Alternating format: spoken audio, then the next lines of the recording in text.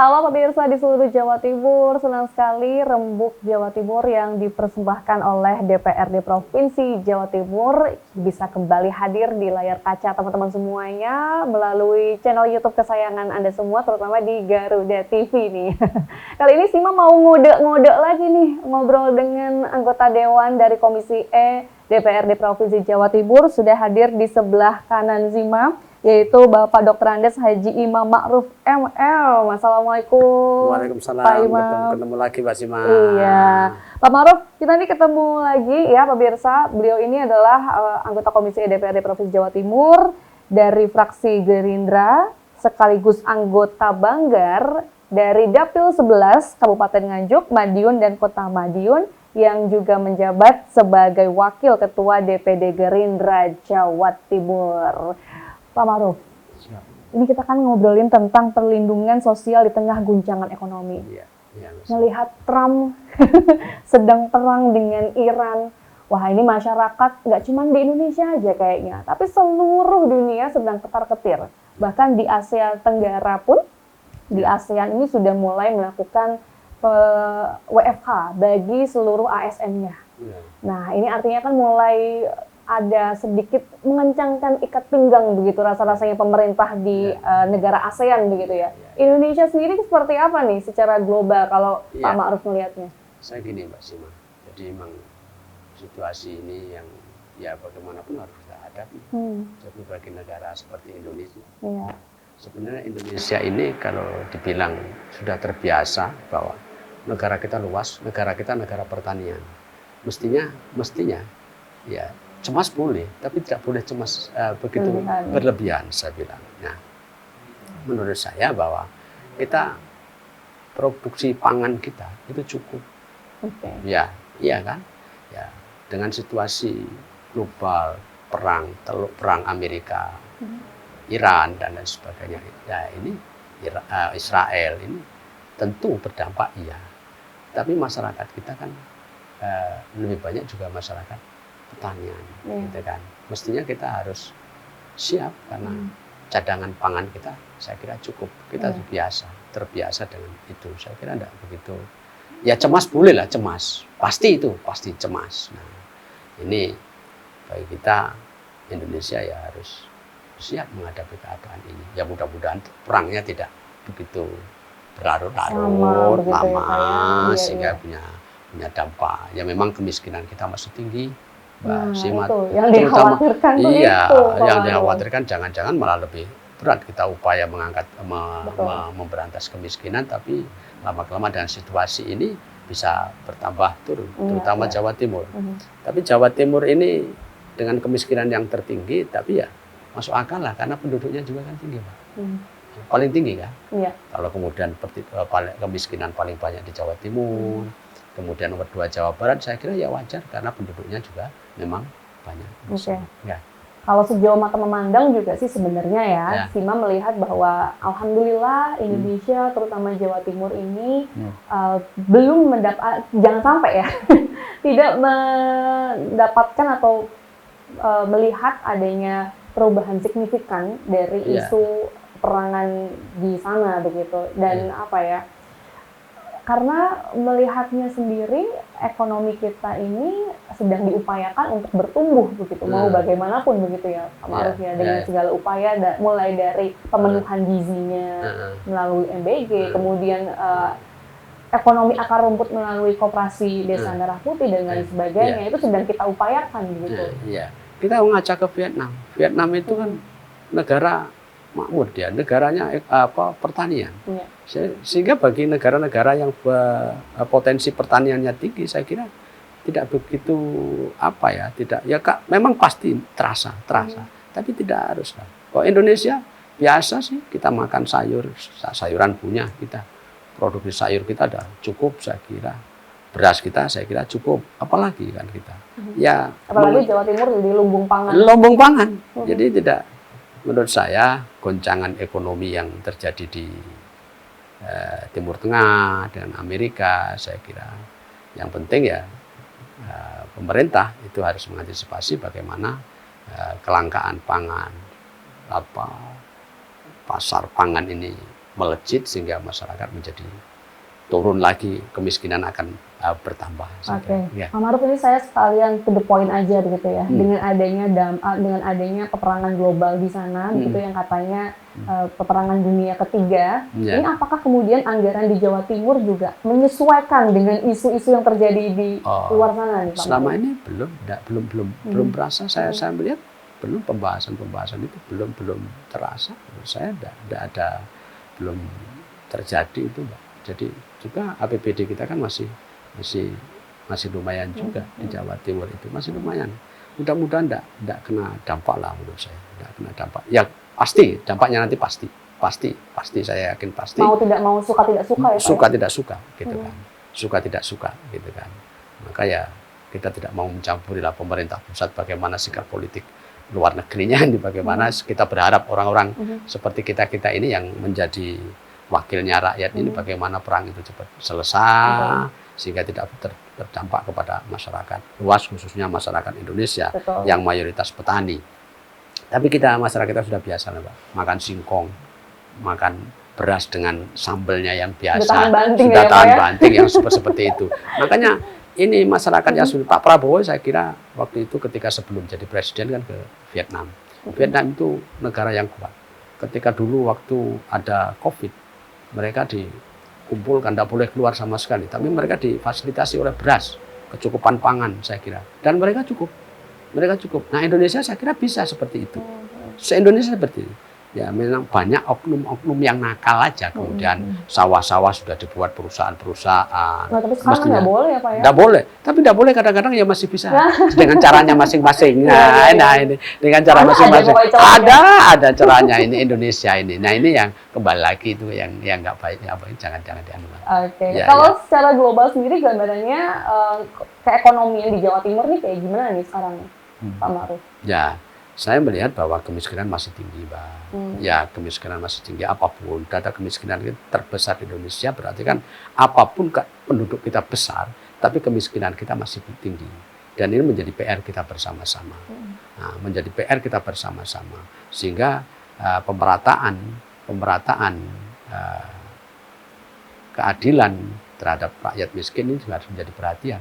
Pemerintah juga harus punya perhatian serius terhadap kemiskinan yang ada di Jawa Timur, gitu kan, sehingga perencanaan bantuan tepat sasaran ini juga masih PR kan sekarang, masih terjadi suatu perdebatan yang panjang, walaupun kemudian sekarang ada data tunggal sementara nasional, data tunggal sosial ekonomi nasional itu juga masih terjadi sebuah perdebatan bahwa saya melihat juga masih ada pihak-pihak yang mencoba memanfaatkan itu. Memanfaatkan seperti apa? Memanfaatkan ya untuk kepentingannya kelompoknya masing-masing Dan ini sekarang harus kita punya persepsi yang sama. Sejauh ini seperti apa kemudian dari pemerintah Provinsi Jawa Timur berkolaborasi dengan DPRD dalam mengentaskan kemiskinan gitu, yang beberapa waktu lalu sempat berkurang, meskipun berkurangnya juga 0,sekian persen begitu, Pak Maruf? Ya ini mulai kerjasama dengan kabupaten-kabupaten kota. Ya kabupaten-kabupaten kota, dan ini kita sampaikan, kita undang kepala desa. Kemarin menteri juga mengundang semua kepala desa, camat, bupati. Kita harus samakan dulu persepsi ini. Kita samakan dulu persepsi ini, bahwa data kemiskinan ini loh yang akan kita bantu ini loh. Jangan keluar dari itu. Jangan lagi memasukkan data-data yang tidak benar. Walaupun masyarakat kita, Mbak, oke, regulasinya sudah dibangun, ada sanggah usul sanggah, ya kan, usul sanggah. Ketika di masyarakat ketemu warga miskin yang tidak terakomodir, misalkan, ya ada memang regulasinya dibuat oleh pemerintah, ada usul sanggah. Tapi yang namanya rakyat miskin, Mbak, maukah dia? Malu dan tidak berani. Dia didatangi kepala desa, contoh saja, didatangi kepala desa. Ngapain nggak usah ikut kamu? Kalau nggak dukung saya, nggak saya kasih jatah kamu. Wah, mainnya udah mulai kayak gitu. Sudah main begitu. Itu kan nggak benar. Betul. Ya, itu ada. Memang saya tidak melihat oknum yang seperti ini. Usul sanggah itu, ya ada. Tapi siapa yang berani? Masyarakat kita. Masyarakat kita kan, yang apalagi orang-orang miskin, HP 1 nggak punya, Yang kedua, laporan diterima apa enggak, diteruskan apa enggak. Nah, saya kira ini seluruh kekuatan RT, kepala desa, camat, bupati, dan tentu seperti kita anggota DPR, partai-partai, satu samakan dulu, satu pikiran yang sama bahwa kemiskinan adalah tanggung jawab kita bersama. Bukan tanggung jawabnya ini atau sekarang pemerintah yang kuasa, bupatinya ini, yang kuasa ini, tidak ada. Baik. Ya. Mulai dari mana kita membenahinya nih Pak Ma'ruf? Jangan jawab dulu. Kita Ya. akan jeda sejenak, tetap bersama kami. Siap.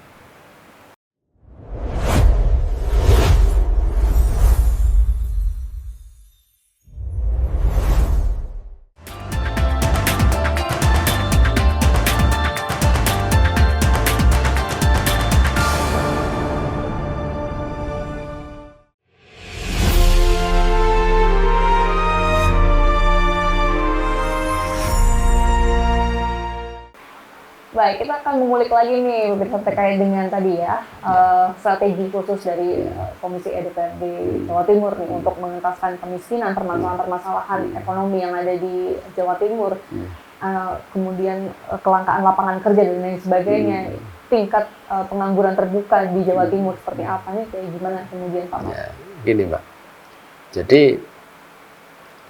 kemiskinan, warga miskin yang ada di Indonesia ini sebenarnya sudah terdata dan tercover oleh pemerintah. Walaupun kurang ya, bantuannya bagi mereka kurang lah.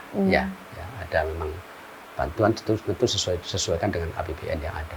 Tapi bahwa warga miskin di Indonesia itu sudah tercover semuanya. Nah, posisi Jawa Timur, Mbak, posisi Jawa Timur ini memang kurang lah, nggak bisa mengcover semuanya. Tapi ya minimal bisa kemudian mencoba membantu mengurangi kemiskinan.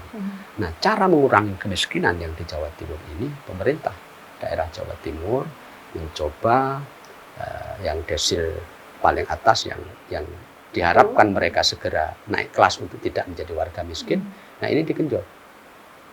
Ini kewajiban pemerintah daerah Jawa Timur, digenjot sehingga berkurang. Nanti ketika muncul kemiskinan baru, kan ini kan akan ditambah terus.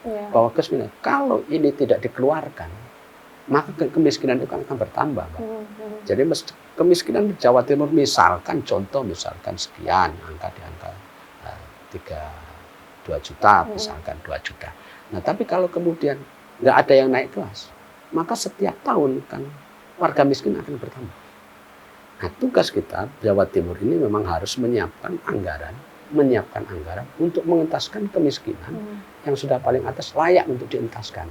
Sehingga ketika muncul kemiskinan baru lagi, maka tidak kemudian bertambah warga miskin ini. Atau bisanya berkurang, ini dinaikkan. Nah, dimodali, jadi disiapkan, didampingi, ada pendampingan, mereka bisa berusaha. Maka PKH, pendamping keluarga harapan itu tugasnya kan tidak hanya sekedar menyalurkan bantuan. Ya, kalau hanya sekedar menyalurkan bantuan, buat apa? Dia dibayar oleh negara dan bayarannya tinggi loh. Gitu kan? Kalau dia tidak mampu membantu mengentaskan kemiskinan, hanya bisa menyalurkan, nggak usah dipilih yang sarjana, nggak usah. Orang biasa saja. Lo anterin ini, kamu anterin ke sana, bantuan ini kan bisa saja. Atau diserahkan kepada RT, serahkan, kan bisa saja. Tapi tugas pendamping keluarga harapan adalah mendampingi. Bagaimana bisa mereka keluar, naik kelas dari warga miskin menjadi tidak miskin. Dan ini Jawa Timur saya kira, nah tentu Jawa Timur ada beberapa bantuan yang diberikan Jawa Timur memang tidak bisa mencukupi semuanya sesuai data kemiskinan yang ada di Jawa Timur. Tidak memungkinkanlah APBD untuk semuanya untuk itu. Karena itu sudah di-cover oleh negara. Nah, tapi minimal Jawa Timur membantu bahwa Bu Khofifah kerja keras untuk mengentaskan. Nggak mungkin mengentaskan yang paling bawah, mungkin dibantu saja. Tapi yang warga-warga paling atas yang sudah siap akan keluar kelas. Nah, ini ada kemudian pendampingan yang mereka bisa berusaha. Dan disiapkan UMKM-nya, bantuan UMKM usahanya, maka mau diarahkan ke usaha apa, sehingga mereka sudah bisa keluar dari kemiskinan ini. Ini yang kemudian tugas untuk menurunkan angka kemiskinan itu. Kalau di dapilnya Pak Ma'ruf ini, apakah sudah ada nih PKH-PKH yang berhasil membuat keluarga-keluarga yang tadinya miskin kemudian jadi naik gitu status hidupnya. Oh yes, ini kita awasi betul kalau sekarang apalagi menterinya Gus Ipul ini kita banyak berkomunikasi dengan Pak Menteri, kita data evaluasi sekarang luar biasa, kita evaluasi Mbak, kita evaluasi pokoknya kasih kita. You nggak bisa, kamu nggak bisa mengeluarkan dalam waktu tahun ini 1 tahun nggak bisa mengeluarkan angka kemiskinan menjadi tidak miskin, ganti. Pak Menteri sudah menyampaikan seperti itu dan saya setuju ini. Pak Prabowo keras betul dalam hal ini. Nah. Artinya sebenarnya itu bukan menjadi suatu masalah bagi para pendamping Oh keluarga. bukan, saya yakin tidak akan menjadi masalah. Jadi ya karena yang mereka yakini itu aja yang mereka lakukan itu keliru menurut saya.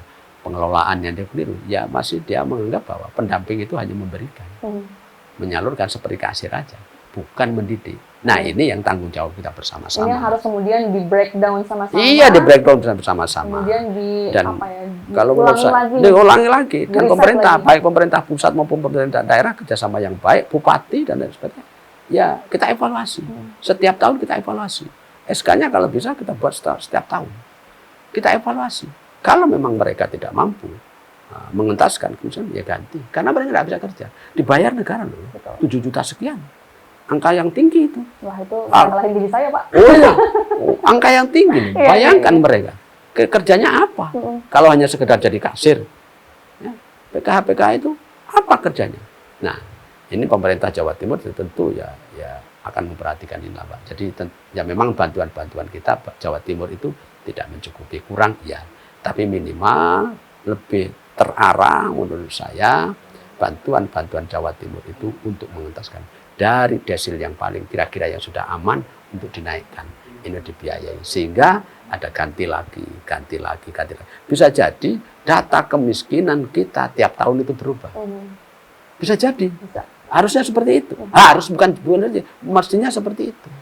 Kalau pendamping keluarga harapan bekerja, mestinya data kemiskinan kita akan selalu berubah.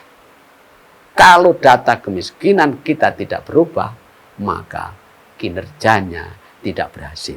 Nah, ini ngomong-ngomong soal anggaran, apakah Pak Ma'ruf ini sempat nyentil-nyentil juga Gus Ipul? Karena kan berkerabat dekat dengan Gus Ipul nih. Oh iya, nah, kita akan bahas lebih lanjut di segmen berikutnya, tetap bersama kami. Iya.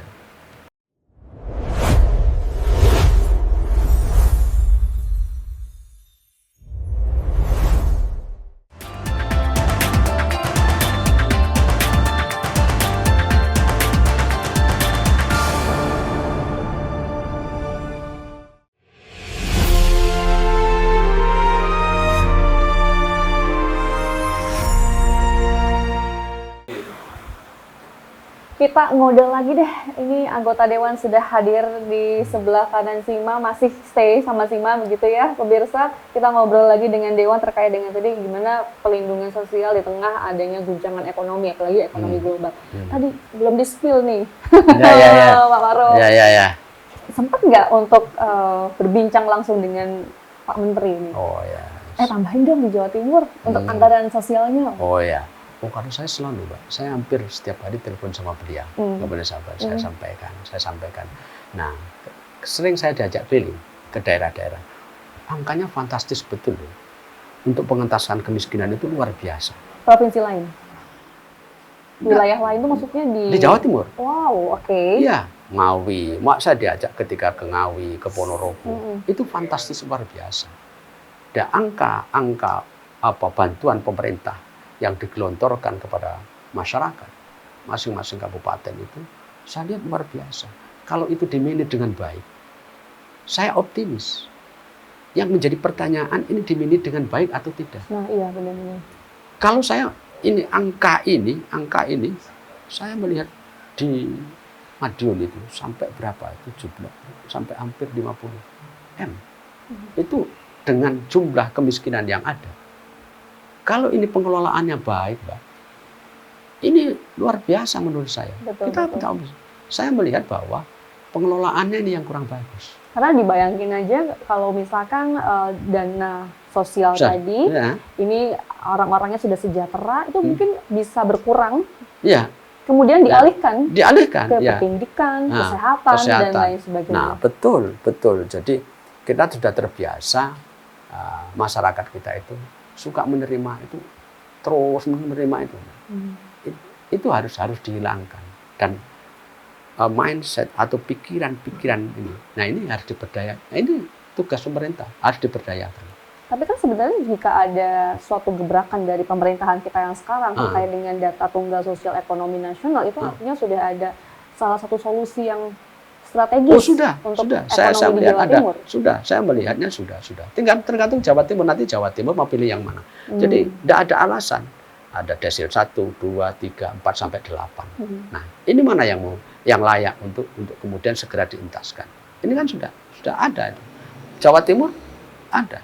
Sudah harus melihat data-data itu ada. Sudah mulai dikoleksi begitu ya Pak?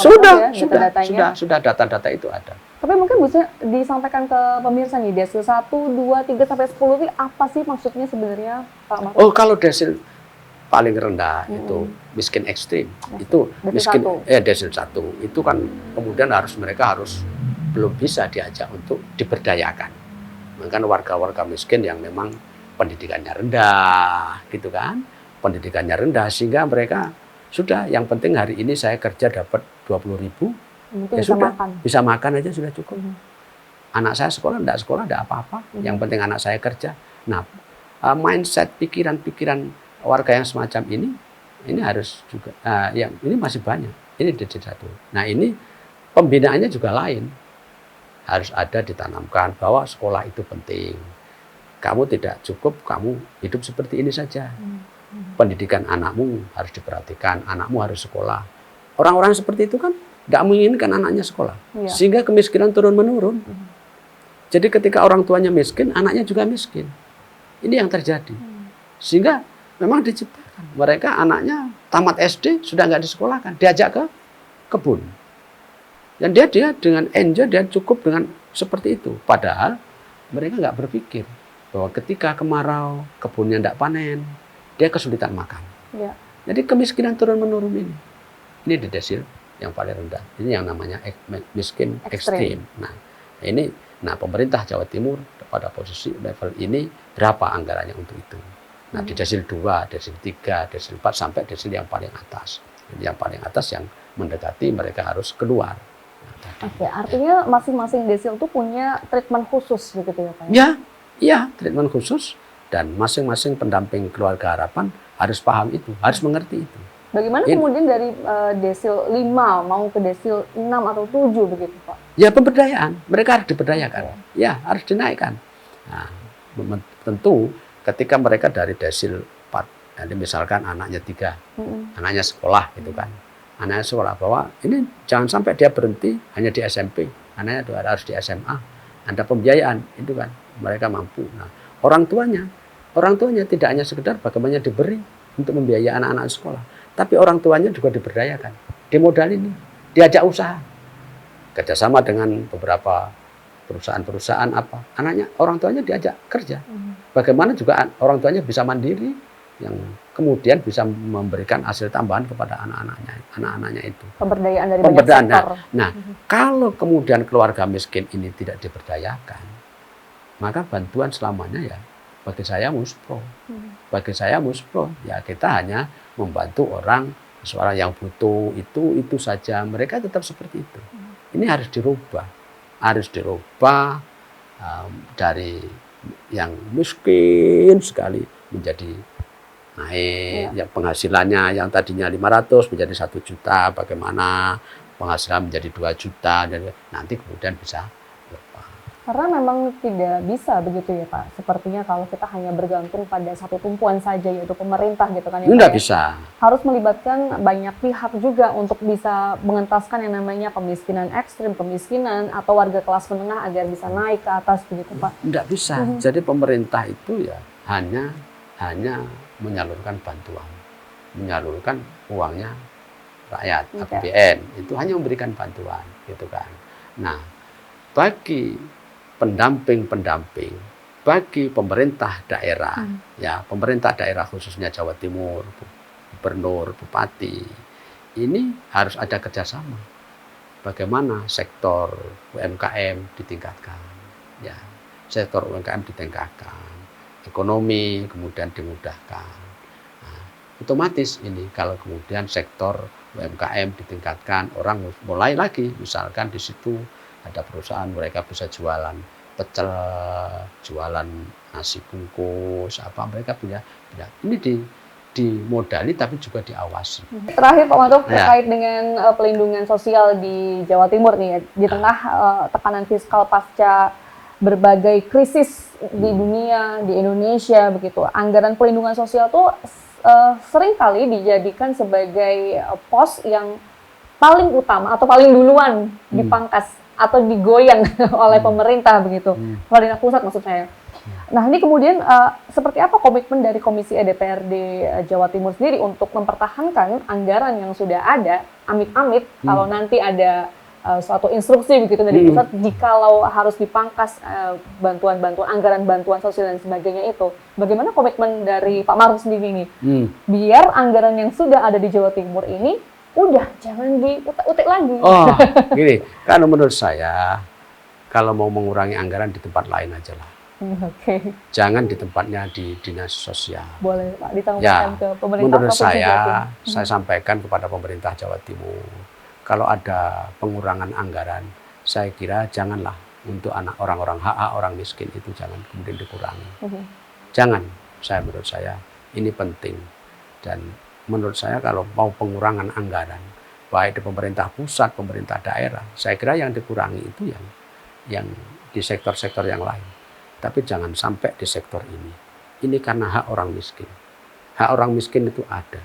Mereka. Hak orang miskin ini menjadi tanggung jawab bersama-sama. Dan kemiskinan yang besar itu akan mengganggu stabilitas masyarakat. Ada pencurian, penyelewengan, dan lain sebagainya. Orang gampang ketika mereka miskin, dia akan gampang melakukan apa saja yang melakukan penyimpangan di dalam norma-norma agama, norma-norma sosial. Dan itu menyulitkan, itu menjadi persoalan masyarakat. Kalau bahasa agamanya, kadal fakru ayakuna kufron. Orang yang fakir itu gampang kufur. Nah, kufur itu menyimpang. Orang-orang yang kekurangan itu, Mbak, ini menjadi persoalan dalam masyarakat. Rentetannya kemana-mana. Iya, rentetannya kemana? Orang miskin, kemiskinan yang besar di dalam satu masyarakat, kemiskinan yang besar dalam satu negara, itu akan menjadi persoalan. Baik. Menjadi persoalan. Baik. Betul, akan menjadi persoalan. Baik. Nah, ini. Baik, terima kasih Pak Maruf sudah ngobrol-ngobrol sama kita di Rembuk Jawa Timur. Udah kita kode-kode nih. Simo sudah berhasil ngode keras ngobrol dengan Dewan dari Komisi E DPRD Jawa Timur. Intinya pemirsa, ekonomi mungkin boleh guncang gitu ya, tapi jangan sampai negara goyah dalam melindungi kepentingan sosial masyarakatnya nih. Hari ini kita udah ngobrol, udah berbagi juga dengan Pak Maruf dari DPRD Jawa Timur. Ini selanjutnya saatnya kita mengawal apa yang sudah diketok palu terkait dengan anggaran, kemudian mengawal seperti apa distribusinya, penyalurannya gitu ya, tepat sasarankah dan lain sebagainya gitu ya Pak ya. Terima kasih pemirsa sudah bersama kami. Kita ngobrol-ngobrol lagi, Pak Maruf, di kesempatan berikutnya. Oke.